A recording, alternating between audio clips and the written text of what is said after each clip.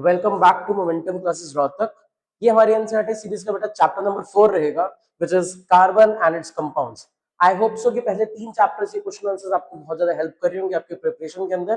तो ऐसे ही हम इस चैप्टर के भी क्वेश्चंस को करेंगे, थॉरली डिस्कस करेंगे, सो दैट हमारे बोर्ड्स के पॉइंट ऑफ व्यू से जितने भी क्वेश्चंस बन सकते हैं, क्वेश्चंस की फॉर्म भी चेंज करके देखेंगे कि क्या किस क्वेश्चन के अंदर चेंज आ सकता है।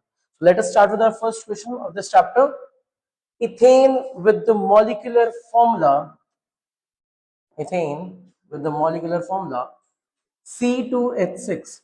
इस चैप्टर के अंदर बेटा हमारे चैप्टर का नाम ये कार्बन एंड इट्स कंपाउंड, यानी कि ऐसे कंपाउंड जो किससे मिलकर बने होंगे, कार्बन और उसके डेरिवेटिव से। तो यहां पर जैसे हमें दे रखा है C2H6, थोड़ा सा बेटा साइज को छोटा करते हैं, यस, C2H6। और इसमें पूछा गया हमसे कितने नंबर ऑफ कोवेलेंट बॉन्ड्स होंगे।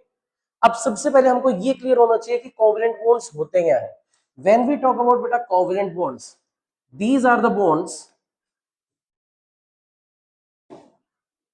these are the bonds which are formed by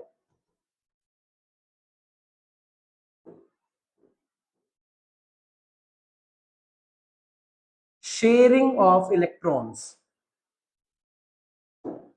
ऐसे बॉन्ड्स जहां पर हमने इलेक्ट्रॉन्स की करी है बेटा शेयरिंग। जनरली जब हम आयनिक बॉन्ड्स की बात करते हैं, मेटल्स वाले चैप्टर में हम पढ़ रहे थे, वहां पर इलेक्ट्रॉन्स क्या हो रहे थे, एक एटम से दूसरे इलेक्ट्रॉन को ट्रांसफर हो रहे थे। वेयरएज इन दिस केस दो एटम्स होंगे और वो आपस में क्या करेंगे, इलेक्ट्रॉन्स को शेयर।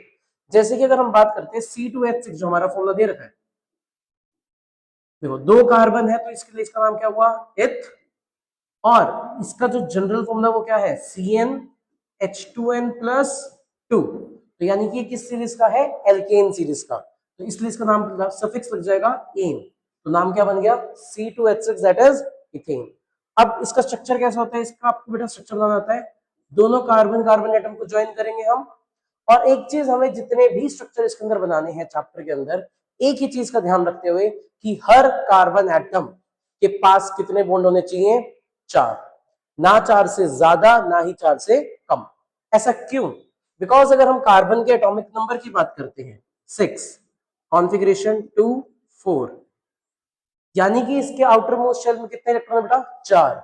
और 4 आउटर मोस्ट शेल के अंदर इलेक्ट्रॉन होने का मतलब होता है कि इसकी वैलेंसी भी कितनी होगी, 4। आपने क्लास 9 के अंदर जरूर पढ़ा होगा कि व्हाट इज वैलेंसी। तो जब हम बात करते हैं बेटा वैलेंसी की, what is valency, so valency is the combining capacity of an atom. एक एटम की जो कंबाइनिंग कैपेसिटी होती है, कितने एटम से वो जुड़ सकता है, that is known as valency. यहाँ कार्बन की वैलेंसी 4 है, तो यानी कि 4 बॉन्ड बनाएगा। अब एक बॉन्ड तो उसका बन गया है बिटवीन कार्बन एंड कार्बन। अब बाकी 3 बॉन्ड किससे बनाएगा, देखिए हमारे पास कंपाउंड के अंदर 6 हाइड्रोजन हो रहा है, 1 2 and 3, hydrogen hydrogen hydrogen hydrogen hydrogen and hydrogen. अब इस क्वेश्चन के अंदर जनरली गलतियां क्या करते हैं बच्चे, जो ओवर द इयर्स ऑब्जर्व करा गया है, कि वो यहां दिखते C2H6 यानी कि 6 हाइड्रोजन जुड़े हैं, 1 2 3 4 5 6, सर 6 कोवलेंट बॉन्ड है। बेटा नहीं, एक कार्बन और कार्बन के बीच में भी तो कोवलेंट बॉन्ड है। तो टोटल हमारे पास कितने कोवलेंट बॉन्ड्स है, 7। So the correct answer will be B, 7 covalent bonds. कभी भी स्ट्रक्चर बनाओ, जल्दबाजी नहीं करनी। ऐसे क्वेश्चन के अंदर हमें देखते लगेगा कि 6 हाइड्रोजन है, तो मतलब उसका मतलब क्या है कि जरूर इसके अंदर क्या होंगे, 6 कोवलेंट बॉन्ड। चलिए एक काम करते हैं, फटाफट से एक और मॉलिक्यूल ऐसी बात करते हैं, दैट इज C4H10। बताओ बेटा कितने इसके अंदर कोवलेंट बॉन्ड्स होंगे। जल्दी से वीडियो पॉज करेंगे और इसका आंसर करो। सो आई होप कि अब तक सबने कर लिया होगा। वही तरीका, जल्दी से इसके 4 कार्बन जोड़ो आपस में। Now, every carbon must be connected to 4 different bonds. 1, 2, 3. Check करेंगे इस कार्बन की बेटा, 1 2 3 4, 4 बॉन्ड कंप्लीट है। इसके देखिए 1 2 3 4, 1 2 3 4, 1 2 3 एंड 4। हर कार्बन के 4 बॉन्ड हो गए। अब ये सारे बॉन्ड किससे बने होंगे, hydrogen. Now quickly count up the number of hydrogens. 3 carbon इसके पास, 3 हाइड्रोजन इसके पास, 3 इसके पास, 6, 2 8 और 2 10।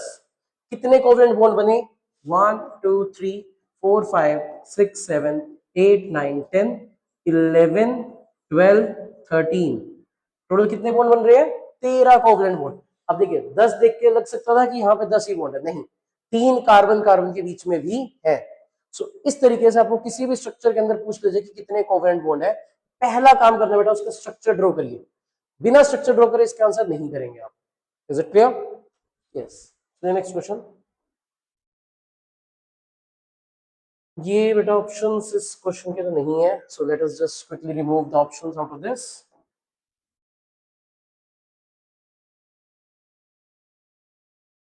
बाय मिस्टेक ऑप्शंस ऐड हो रखे हैं इस क्वेश्चन के अंदर।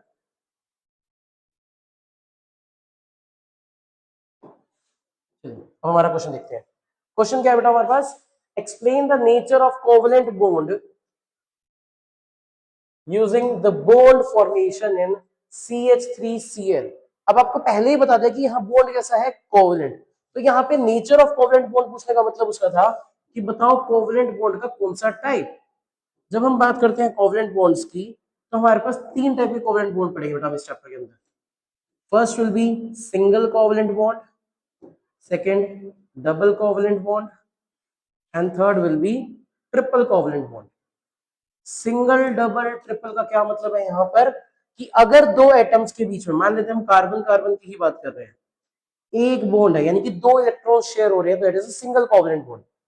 कार्बन कार्बन के बीच में 4 इलेक्ट्रॉन शेयर हो जाएंगे, डबल कोवलेंट बॉन्ड।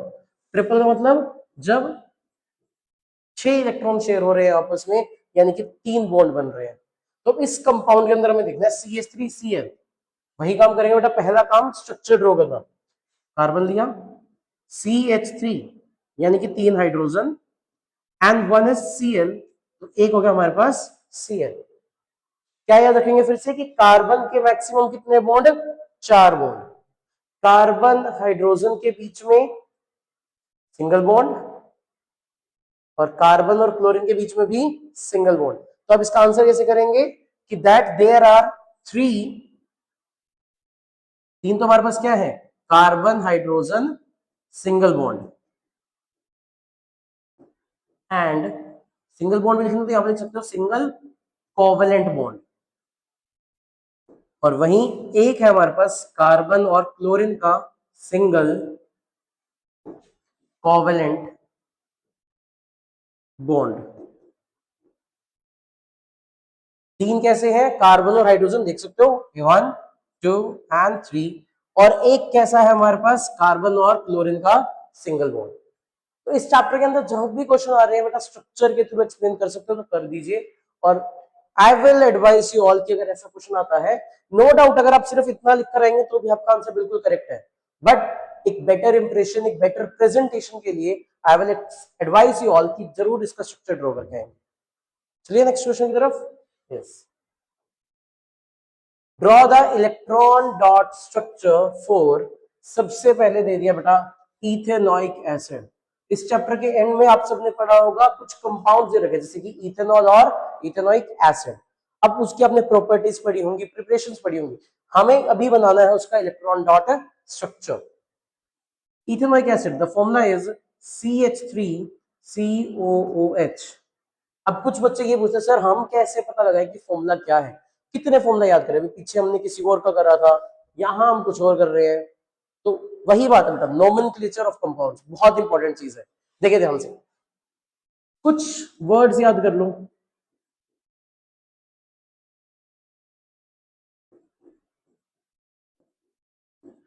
ये तो बेटा 10 तक तो आपको याद होना ही चाहिए।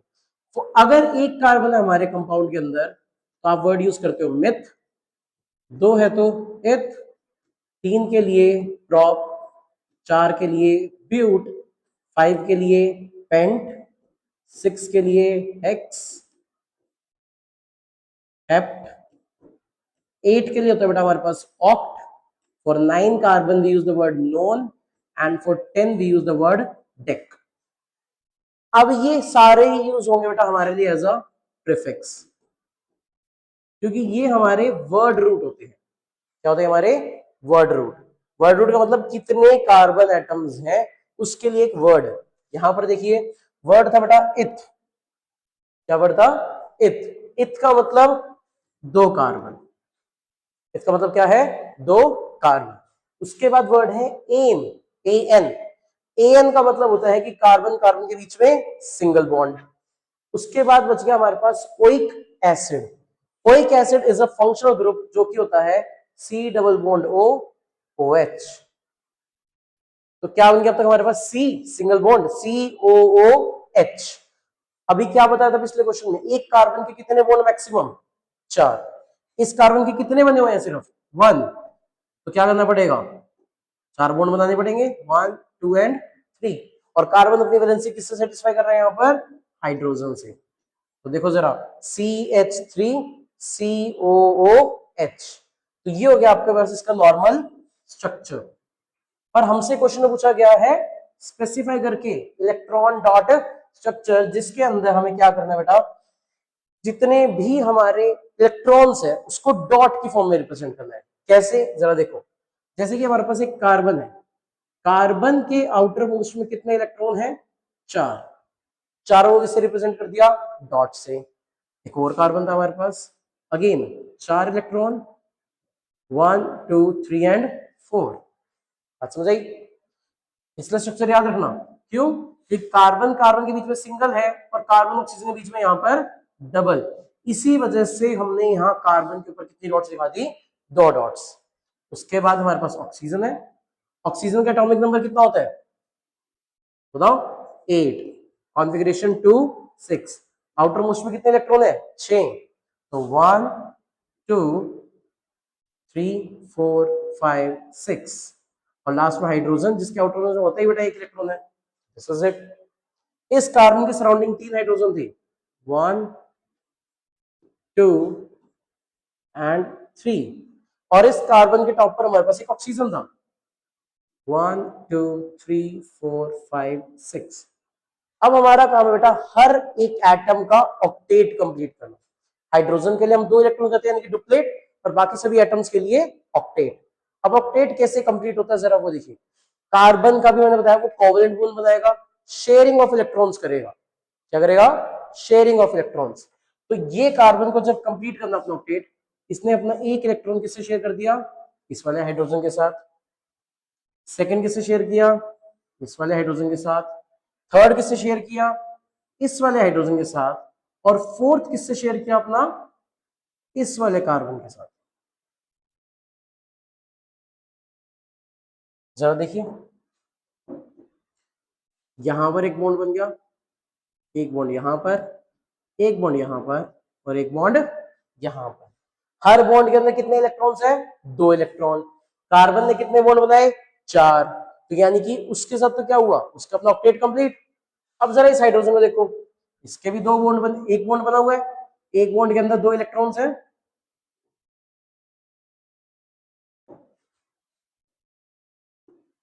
तो ध्यान से यहां पर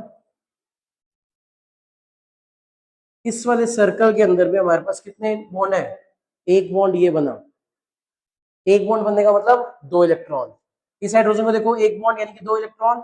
इस हाइड्रोजन के लिए भी एक, और इस कार्बन के लिए भी एक ही है। तो यानी कि हमारा ये जो लेफ्ट हैंड साइड स्ट्रक्चर है कंप्लीट हो गया। चलिए एक बार राइट हैंड साइड पे आते हैं। ऑक्सीजन को 2 इलेक्ट्रॉन चाहिए, एक उसने इसके साथ शेयर करा और एक उसने एक इस कार्बन के साथ शेयर करा। देखो जरा, एक बॉन्ड यहां बना और एक बॉन्ड यहां पे बन गया। ऑक्सीजन के पास 6 खुद के थे, एक कार्बन से करा एक हाइड्रोजन से, 8 हो गए। ठीक है भाई, इस ऑक्सीजन के पास 6 थे, इसने 2 ही इलेक्ट्रॉन किससे शेयर कर लिए, कार्बन से। यहाँ पर ये बॉन्ड बन गया हमारा, राइट। अब इस कार्बन के लास्ट में देखो 4 खुद के थे, 2 इससे शेयर करे, एक इस वाले से, एक इस ऑक्सीजन से। 2 ऊपर वाले ऑक्सीजन से, एक राइट हैंड साइड और एक left hand side. So this is the electron dot structure of ethanoic acid. करना क्या है, बस सारे इलेक्ट्रॉन्स को डॉट्स के थ्रू रिप्रेजेंट करोगे। इलेक्ट्रॉन्स को रिप्रेजेंट करने के बाद हर एक जो एटम है उसके अराउंड सर्कल्स ड्रॉ करने हैं, जिसके अंदर उस एक पर्टिकुलर सर्कल के अंदर उस अपने एटम के 8 इलेक्ट्रॉन क्या हो जाएंगे, कंप्लीट। और अगर हाइड्रोजन की बात है तो वहां पर कितने होंगे, 2 इलेक्ट्रॉन कंप्लीट होंगे। और किसका स्ट्रक्चर पूछा हमसे, इसको यहां से इरेज करते हैं, इथेनोइक एसिड कंप्लीट हमारा।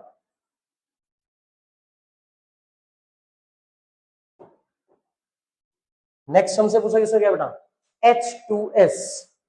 H2S का बहुत ही सिंपल, देखो सेंट्रल एटम ले लो एक सल्फर, सल्फर का एटॉमिक नंबर 16, 2, 8, 6। आउटर मोस्ट में कितने इलेक्ट्रॉन रहेंगे? 6, 1, 2, 3, 4, 5 एंड 6। दो हाइड्रोजन है, 1 एंड 2। वही काम करेंगे, हाइड्रोजन को 2 इलेक्ट्रॉन चाहिए, एक खुद के पास था, एक सल्फर से शेयर करा, काम खत्म। हाइड्रोजन के पास एक था, एक सल्फर से शेयर किया, अगेन काम खत्म। सल्फर के पास 6 खुद के थे, एक इस हाइड्रोजन से और एक इससे, तो सर्कल इसका कैसा बनेगा? Complete big circle. और ये आपके पास बन गया electron dot structure of H2S। अगला हमसे किसका पूछा गया? प्रोपेनॉन। चलिए, when you talk about propanone, वही याद करने चीजें कुछ सिंपल सी हैं। प्रोप एन ऑन, प्रोप यानी कि कितने carbon? 3 carbon, yes, 1, 2, 3।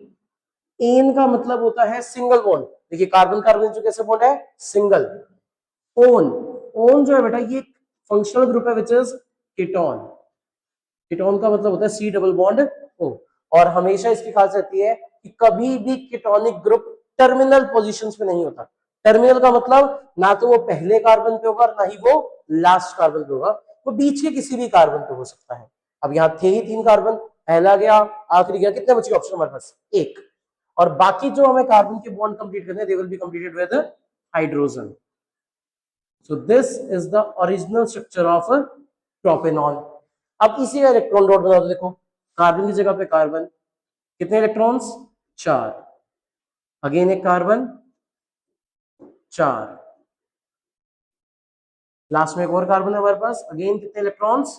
4 electrons. Round 3 hydrogen, 1, 2, 3। एक ऑक्सीजन सिर्फ सराउंडिंग में, और ऑक्सीजन के सराउंडिंग में कितने इलेक्ट्रॉन्स? 6 इलेक्ट्रॉन। अभी बताया था एटॉमिक नंबर 8 है। इसके अराउंड फिर से 3 हाइड्रोजन, 1, 2, 3। यहां तक क्लियर है सभी को? चलिए अब इनके ऑक्टेट कंप्लीट करो। हाइड्रोजन का डुप्लीट करना है, दिस इज इट। इस वाले हाइड्रोजन का करना है, करिए। इस वाले हाइड्रोजन का, तीनों हाइड्रोजन एक एक कार्बन से क्या कर रहे हैं? बस इलेक्ट्रॉन शेयर। यहां पर भी सेम, एक इलेक्ट्रॉन यहां शेयर, एक यहां पर शेयर, और एक यहां पे शेयर। 6 के 6 हाइड्रोजन सेटिस्फाइड हो गए? बिल्कुल सही बात। अब इस ऑक्सीजन को देखो, 6 खुद के पास थे, 2 कार्बन से शेयर करें, ये भी भाई कंप्लीट। कार्बन के पास 4 खुद के थे, 1, 2, 3, 3 हाइड्रोजन से कर लिए, एक की अभी भी कमी है, एक करेगा अपने दूसरे भाई यानी कि कार्बन के साथ, दिस वन। सिमिलरली यहां पर 3 हाइड्रोजन से कर चुका है, एक करेगा कार्बन के साथ। अब बच गया साथ में सिर्फ हमारे पास ये, खुद के पास 4 थे, 2 ऑक्सीजन से कर लिए, एक इस कार्बन से, एक इससे, तो इसका सर्कल बन गया कुछ इस तरीके से। अगर लास्ट में आप सीधा बेटा इलेक्ट्रॉन डॉट स्ट्रक्चर देखोगे, समझ आने के चांसेस बहुत कम है। Step by step normal structure draw करो, एटम्स रखे, एटम्स के अराउंड जितने भी आउटर मोस्ट में इलेक्ट्रॉन है वो अपने इलेक्ट्रॉन्स की फॉर्म में, डॉट की फॉर्म में रिप्रेजेंट करे, और बस सर्कल्स को कंप्लीट करते चले। लास्ट क्या पार्ट बच गया हमारे पास? F2। क्या है हमारे पास? F2। देखिए वही चीज बेटा फिर से, F2 यानी कि 2 फ्लोरीन रहेंगे, F एंड F। अब हमें नहीं पता सिंगल है या डबल है, वो हम देखते ध्यान से। फ्लोरीन का एटॉमिक नंबर 9, कॉन्फ़िगरेशन 2, 7, 1, 2, 3, 4, 5, 6, 7। सिमिलरली यहाँ पे 1, 2, 3, 4, 5, 6, 7। दोनों ही फ्लोरीन के आउटर मोस्ट में कितने इलेक्ट्रॉन है? 7। एक एक और चाहिए, कैसे कंप्लीट करेगा? ये वाला इसका शेयर करके अपना ये ऑक्टेट कंप्लीट करेगा, इसके साथ ये शेयर हुआ तो इसका ये ऑक्टेट कंप्लीट होगा। So this is the required structure of F2 which is the electron dot structure. चलिए नेक्स्ट क्वेश्चन की तरफ। What is a homologous series? एक ऐसा टॉपिक जिससे आपका एक क्वेश्चन, यहां पे तो आप मान के चल सकते हो कि एक क्वेश्चन बोर्ड क्लास में इस पर्टिकुलर टॉपिक का आना ही आना है, चाहे वो 1 नंबर में पूछे या 2 नंबर में, बट आएगा जरूर। तो इस कंसेप्ट को तो बेटा बहुत ही इजी कंसेप्ट है, बस याद करना है। कैसे, देखो जरा, किसकी डेफिनेशन पूछी हमसे? Homologous series. क्या होता है बेटा ये? This is the series of compounds. This is the series of compounds where the adjacent members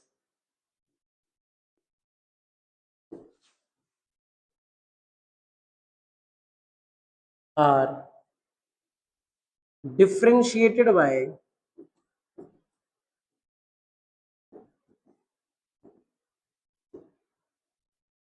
CH2 unit or 14 atomic mass unit having same functional groups. ये लास्ट के जो बेटा हमने 4 वर्ड लिखे ना, having the same functional group, यही इस definition को करेक्ट या इनकरेक्ट बना देंगे। अगर आप ये नहीं लिखते हो तो आपका क्वेश्चन टोटली इनकरेक्ट। ये लिखना 100% मैंडेटरी है, having the same functional groups. Functional group same होना चाहिए और एक ऐसी सीरीज, क्या है सबसे पहली बात तो ये, एक सीरीज, किस चीज की सीरीज है? कंपाउंड्स की सीरीज। यानी कि एक ऐसी सीरीज जहां पे बहुत सारे कंपाउंड्स रहेंगे और खास बात क्या रहेगी? Where the adjacent members. क्या मतलब होता है बेटा एडजेसेंट मेंबर्स का? एक के बाद अगला। फॉर एग्जाम्पल अगर मैं आपसे एक नंबर लाइन पूछता हूं, 1 के बाद क्या आता है? 2। तो ये दोनों क्या है? Adjacent members. अगर मैं कहूं आपके बेंच के जस्ट पीछे वाले बेंच में कौन बैठता है? That is the adjacent student. आपके घर के बिल्कुल बगल वाला घर, सेम दीवार लगती है जहां पर, that is the adjacent house. तो नेक्स्ट मेंबर यानी कि एडजेसेंट मेंबर, उनमें कितना डिफरेंस होता है? They have a difference of CH2, यानी कि एक कार्बन का डिफरेंस और 2 हाइड्रोजन्स का डिफरेंस। या तो इसका होगा या फिर कितना डिफरेंस बता सकते हो आप? 14 एटॉमिक मास यूनिट। उन दोनों के मासेस में कितना डिफरेंस रहेगा? 14 मास का। जरा देखिए इसके अंदर उन्होंने एक्सप्लेन विद एन एग्जांपल। तो हम इसके एग्जांपल की बात करते हैं। Let us talk about the alkane series. Alkane हम सबको पता है, the formula is general formula CnH2n+2, यानी कि जितने कार्बन होंगे hydrogen will be 2 more than its double. करते हैं, n की वैल्यू चलो 1 पुट करो, C1H, n के लिए पुट करोगे तो उसमें करते हैं 2 into 1 plus 2, that is CH, 2 1 जा 2 plus 2 4, CH4। n की वैल्यू 2 पुट करो, C2H, 2 into 2 plus 2, that is C2H6। n की value 3, C3H, 2 into 3 plus 2, that is C3H8। So these are the members of alkane series। सारे के सारे alkane series के member हैं। और देखिए एक मेंबर और दूसरे मेंबर के बीच में कितने कार्बन का डिफरेंस है? Second member is 2 carbon, first is 1 carbon, यानी कि एक कार्बन का difference. Second is having 6 hydrogen, first is having 4 hydrogen, तो यानी कि 2 हाइड्रोजन का डिफरेंस। तो टोटल कितना डिफरेंस आ गया? CH2। इसका आ गया CH2। अब देखो कार्बन का मास कितना होता है? 12, हाइड्रोजन का मास 1, कितना हाइड्रोजन है मेरे पास? 2। So that is 12 plus 2 equal to में 14। तो टोटल मेरे पास कितने एटॉमिक मास का फर्क आ गया? 14 एटॉमिक मास यूनिट। इसलिए हमने कहा था या तो आप उसको डिफाइन करोगे with the difference of CH2 या फिर आप उसको डिफाइन करोगे with the difference of 14 atomic mass unit. तो एक ऐसी सीरीज ये, यानी कि पूरी क्या है? एक होमोलोगस सीरीज। एक और एग्जांपल समझते हैं, let us take example of alcohol. क्यों? क्योंकि यहाँ कोई फंक्शनल ग्रुप नहीं था हमारे पास, वहां पे हम फंक्शनल ग्रुप लेते हैं। पहला जो मेंबर होता है अल्कोहल का, that is CH3OH, the name is methanol. Second member की बात करोगे C2H5OH, name is ethanol. n की वैल्यू अगर आप 3 पुट करते हो, you get C3H7OH, name is propanol. क्या ऑब्जर्व करो, तीनों के एंड में क्या लग रहा है हमारे पास, OH। OH is a functional group. दूसरे कार्बन में कितने, दूसरे कंपाउंड में कितने कार्बन, 2, यहां पर 3, यानी कि एक कार्बन का डिफरेंस 5 and 7, दो हाइड्रोजन का, that means a difference of CH2। So these are the homologous series। वो कौन सी सीरीज है हमारे पास, एल्केन। ये कौन सी सीरीज है हमारे पास, एल्कोहल। तो हमने क्या बता दिया, एक ऐसी सीरीज जहां पर एडजेसेंट मेंबर्स के बीच में कितना डिफरेंस है, CH2 का या 14 एटॉमिक मास यूनिट का, and the most important they should have all the same functional group.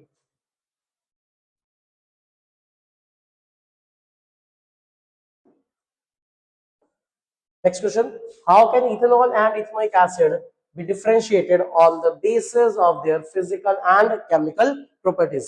कैसे हम इथेनॉल और इथेनोइक एसिड को डिफरेंशिएट कर सकते हैं, देखिए ध्यान से। सबसे पहले इथेनॉल का फॉर्मूला C2H5OH, इथेनोइक एसिड अभी हमने किया था CH3COOH। इनको करना बेटा हमें डिफरेंशिएट। सबसे पहले फिजिकल प्रॉपर्टीज में चलिए हम करते हैं। Firstly we are taking the physical properties।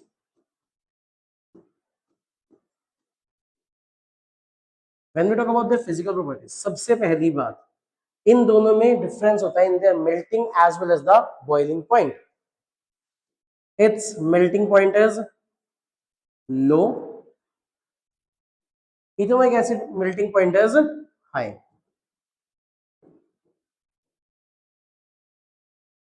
its boiling point is low and its boiling point is high। Now since इसका मेल्टिंग पॉइंट हाई रहता है, तो जनरली जो रूम टेम्परेचर होता है उसके ऊपर किस स्टेट में रहता है, ये सॉलिड स्टेट में, generally found in solid state at low temperature. और ये जनरली लोअर टेम्परेचर पर भी फाउंड इन लिक्विड स्टेट। तो क्योंकि ये बेटा हमें सॉलिड मिलता है लो टेम्परेचर पर, इसी को हम कई बार जब ये सॉलिड फॉर्म में होता है we call it as glacial acetic acid. ये सॉलिड फॉर्म में है, क्रिस्टल्स बनाता है, तो क्या बोलते हैं, glacial acetic acid. So these are the 3 points on which we can physically differentiate between ethanol and ethanoic acid. But वही अगर हमें इसे केमिकल प्रॉपर्टीज की बेसिस पे करना पड़े, if we take properties which are chemical, on one side we have ethanol C2H5OH, on the other side we have ethanoic acid which is CH3COOH। सबसे पहले हम बात करते हैं रिएक्शन विद NaOH।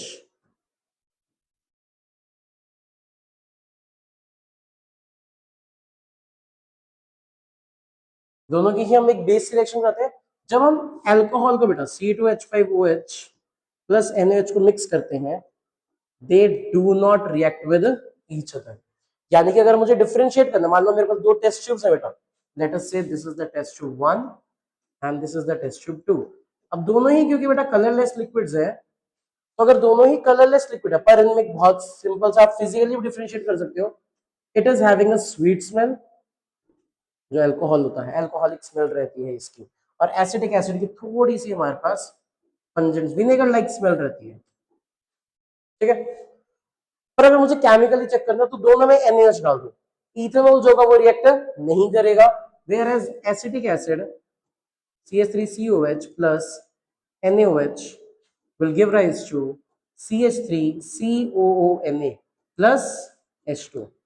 देखो जरा, क्योंकि ये एसिड है ये एक बेस है, बताओ एसिड और बेस में क्या बनता है, सॉल्ट और साथ ही साथ वाटर, यानी कि acidic acid will show the reaction with NaOH और alcohol will not show the reaction with NaOH। Secondly आप कैसे इसको डिफरेंशिएट कर सकते हो, reaction with metal carbonates, alcohol C2H5OH with any of the metal carbonates Na2CO3 will not show any reaction, whereas CH3COOH plus Na2CO3 again ये थोड़ा सा basic salt है हमारे पास, ये एसिड है, वही बनेगी CH3COONA plus H2O plus CO2, यानी कि एफरवेसेंसेस ऑफ कार्बन डाइऑक्साइड गैस। ये एक बहुत ही कॉमन टेस्ट होता है एसिडिक एसिड को फाइंड आउट करने का, कि आप उसे मेटल कार्बोनेट से कर दो और मेटल कार्बोनेट से रिएक्ट करने के बाद it will show effervescences of carbon dioxide. या फिर हम लास्ट में हमारा लिटमस टेस्ट कर सकते हैं, क्योंकि ये एक बेसिक सब्सटेंस होता है थोड़ा सा, तो it converts red litmus into blue, and since it is an acidic substance it will convert blue litmus into red. So this is how we can differentiate between an alcohol and acetic acid.